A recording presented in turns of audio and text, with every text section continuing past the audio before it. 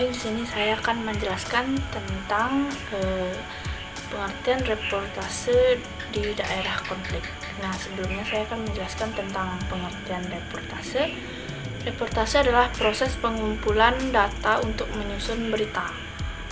Reportase ini bisa dikatakan merupakan proses jurnalistik terpenting karena dari proses inilah terkumpul bahan-bahan atau informasi yang ada dalam berita untuk diberitakan. Kemudian pengertian daerah konflik.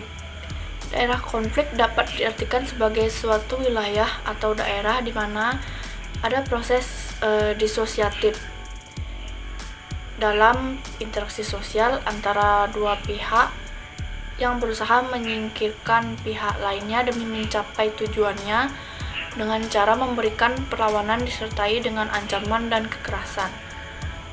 Jadi bisa disimpulkan bahwa reportase daerah konflik adalah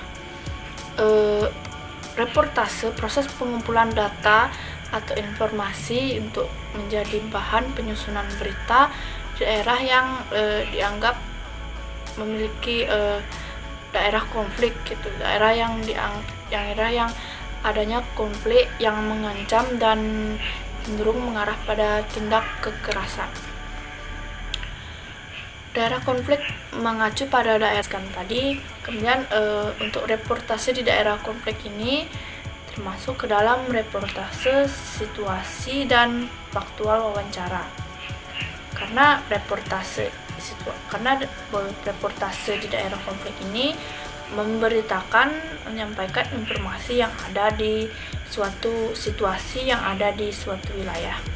Kemudian maksud dari reportase faktual wawancara adalah reportase di daerah konflik ini hanya menyampaikan data-data dan fakta-fakta yang kebenarannya bisa dipercaya melalui proses wawancara. Nah, proses wawancara ini bisa melalui korban-korban bencana dan pihak-pihak lainnya yang terlibat dalam di daerah wilayah konflik ini. Kemudian yang perlu diketahui sebagai reporter kita bahwa ketika meliput di daerah konflik kita dilindungi oleh adanya universal jurnalis yang meliput di daerah konflik. Itu berdasarkan Konvensi Jenewa pada tahun 1949, Protokol 1 Pasal 79 yang menyatakan bahwa jurnalis yang terlibat dalam tugas berbahaya di daerah konflik bersenjata harus dianggap sebagai warga sipil. Kemudian yang kedua, mereka harus dilindungi di bawah konvensi dan protokol dimaksud selama tidak melakukan tindakan apapun yang merusak status mereka sebagai warga sipil dan tanpa prasangka terhadap hak dari koresponden atau wartawan, perang terhadap status yang diberikan. Kemudian yang ketiga, mereka bisa mendapat kartu identitas peliputan yang dikeluarkan oleh pemerintah negara jurnalis berasal atau dari wilayah tinggal atau dari media tempatnya bekerja. Kartu tersebut untuk membuktikan statusnya sebagai jurnalis sehingga ketika meliput di daerah konflik, jurnalis itu akan mendapat perlindungan sebagai seorang jurnalis profesional dan sekaligus sebagai warga sipil. Materi selanjutnya yaitu ada hal-hal yang akan dipersiapkan ketika pergi ke daerah konflik, yaitu ada 4. Yang pertama, mempersiapkan mental. Yang kedua, membekali diri untuk situasi dan kondisi di daerah konflik. 3. Membekali diri dengan pengetahuan dasar bertahan hidup di daerah konflik tersebut. Yang keempat, pahami daerah konflik sebelum melakukan liputan. Materi selanjutnya yaitu ada beberapa ancaman yang harus diwaspadai jurnalis yang meliput di daerah konflik tersebut, yaitu ada 3. Yang pertama, sebagai mata-mata pihak musuh. Yang kedua, terjebak dalam pertempuran dan situasi tidak menguntungkan lainnya. Yang ketiga, pemberitaannya dianggap merugikan publik. atau pihak lainnya. Yang selanjutnya yaitu ada materi karakter pemberitaan saat terjadi konflik, yaitu ada 4. Yang pertama, berita buruk dan berita baik itu sama nilainya. Yang kedua, berorientasi pada korban, fokus pada human interest. Yang ketiga, berperan aktif sebelum dan setelah konflik.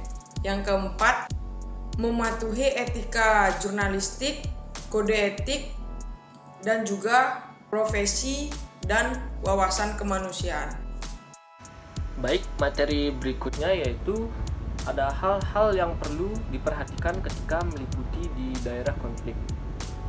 Yang pertama, harus selalu berhati-hati mengenali wilayah pertempuran, ranjau, dan jebakan-jebakannya.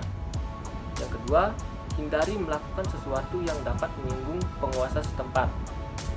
Yang ketiga, jangan membawa daftar kontak atau peta lokasi narasumber Anda.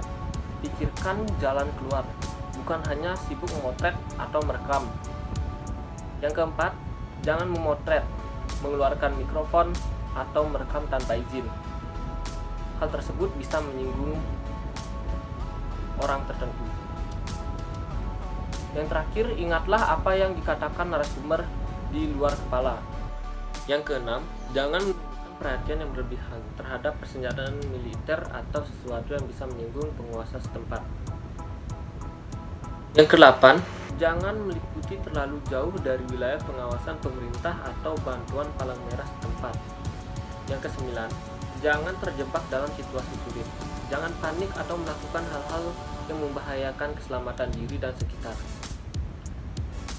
Yang kesepuluh, lakukan kontak reguler dengan kantor media tempat bekerja dan mereka yang bisa memberi akses bantuan yang diperlukan. Yang ke-11, tunjukkan independensi dan sikap profesional seorang jurnalis. Hindari sikap memihak dalam penderitaan, bersikaplah netral. Bertanggung jawab, hindari berbuat konyol. Mencoba bersikap konyol dan mengaur bisa menempatkan Anda dan rekan sekerja dalam bahaya.